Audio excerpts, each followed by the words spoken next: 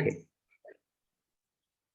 So US import and export regulations. So US does not permit each and everything to be easily exported and imported to US. Anything which can be used by military, there is a tap on that. Okay. Anything which can be used in a military purpose, right? So they have a list called as ITAR. ITAR.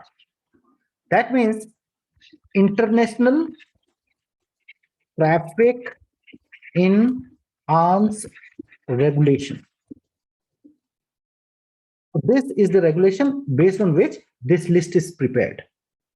They also have another list, the EAR, right? EAR means export. What was Export Administration Regulation.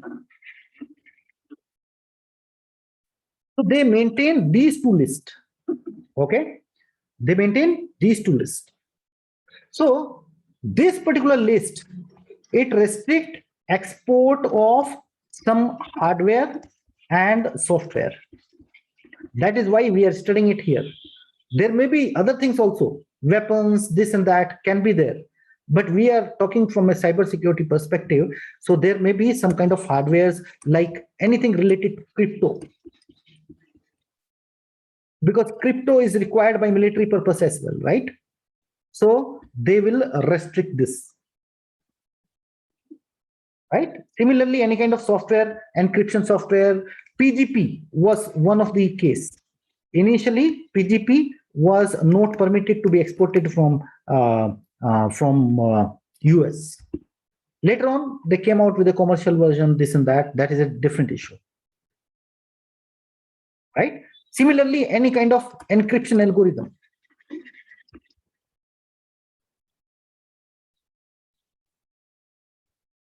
So that is again coming under this part.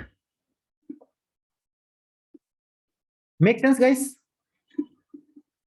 Anybody who is stealing this kind of information and sending it across in an illegal way will be punishable.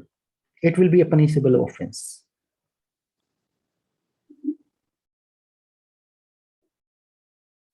So that is what.